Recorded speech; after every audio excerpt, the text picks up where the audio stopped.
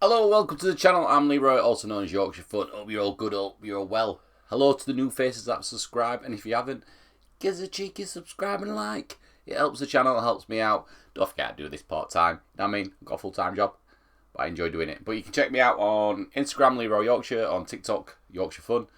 But yes, what is the channel about if you're joining for the first time? Well, it's the weird and wonderful of the internet. And in today's video, I'm going to be looking at the dark side of Disney's original stories. Roll title cards, here we go.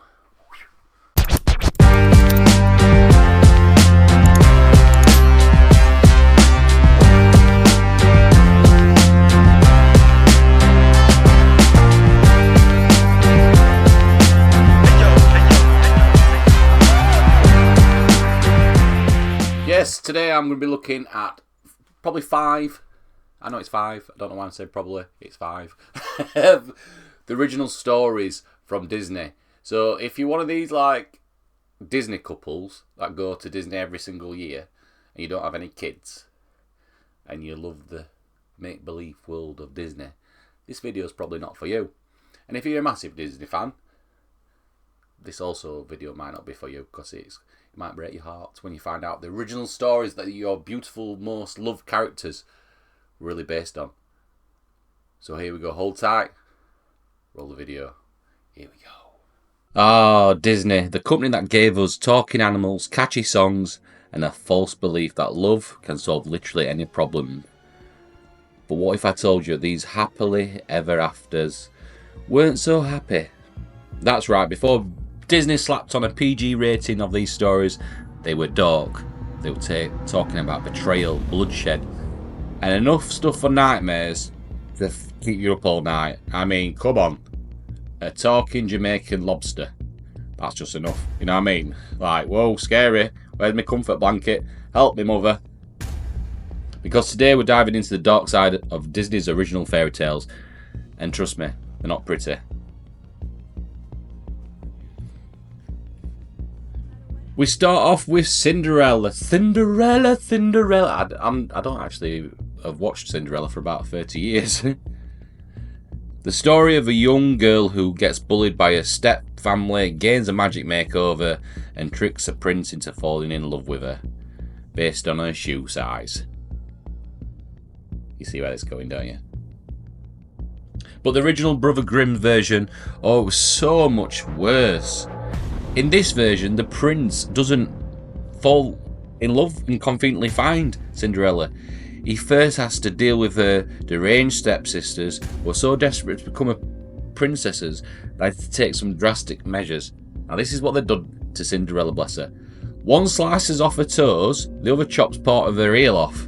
That's right, part of her heel. These ladies saw a slipper that didn't fit and said, no worries, I'm just going to downsize my actual foot. And somehow the prince, the dumb prince, fell for it.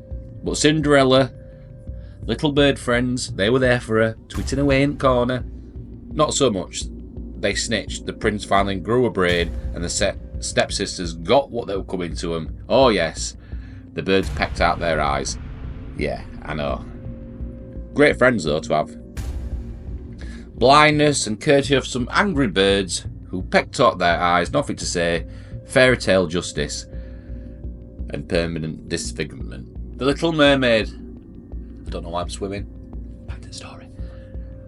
Disney's Ariel is a rebellious teenager who gives up her voice for a chance of love.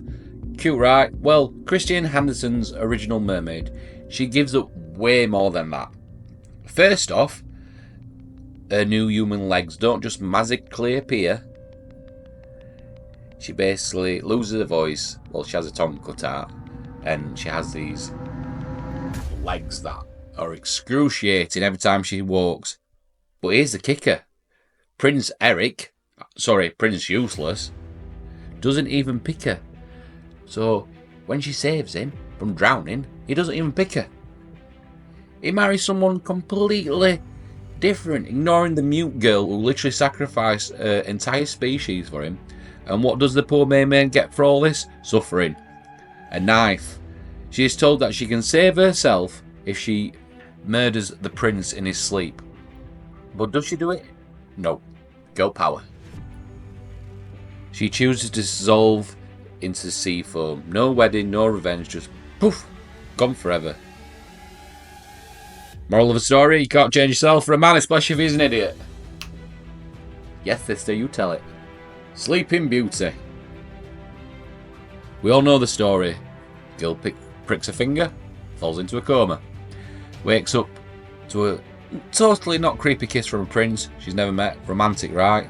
Well, the original story isn't woke up by a kiss, she's woken up by childbirth. Oh yeah, oh yeah.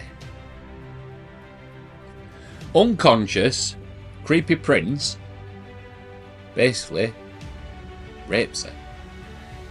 And she comes round to a child suckling on her pricked finger while she's asleep. Boom, surprise, your mum. And also, your baby daddy's already married. Honestly, at this point, Sleeping Beauty deserves a nap just to recover from all that trauma. Beauty and the Beast. A heartwarming tale about how love can see beyond appearances.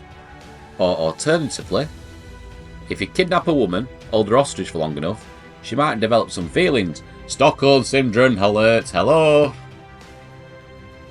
In the early versions of the tale, the Beast is way less charming. He's not a cursed prince. Sometimes he's actually a monster, and instead of choosing to stay with him, Beauty is often forced as payment to her father's mistake. You know, like human, IOU romantic. Hello! Honestly, for a story that's supposed to teach us don't judge by appearances, it does a great job making literally everyone's actions look terrible. There's bestiality, there's all sorts, and supposedly they were cousins. So the conclusion, fairy tales that were never intended for kids. Yes, that's right, they were never intended for kids. So why did Disney clean up these stories? Because if they didn't, we'd all be in therapy. The truth is, most fairy tales weren't written for kids. They were meant to scare people, teach brutal life lesson, and apparently make some nobody ever accepted free fruit from a stranger. But now you know the truth, maybe you'll never look at these stories the same way again. So why did Disney clean up these stories? Well, we'll be in therapy if not. We'll be in therapy. Let's not talk about Peter Pan. Yes, Peter Pan and his band of brothers, when the kids started growing up, Peter Pan originally were killing them, turning them into lost boys. I don't mean like the film with vampires, but literally, he was killing them because he didn't want to grow old. Peter Pan. Good old Peter. What was Tinkerbell doing? She's a witness. That's what I say. Hope you've enjoyed this video. Don't forget to like and follow. New video on the channel every single week. I've been Leroy. Bye.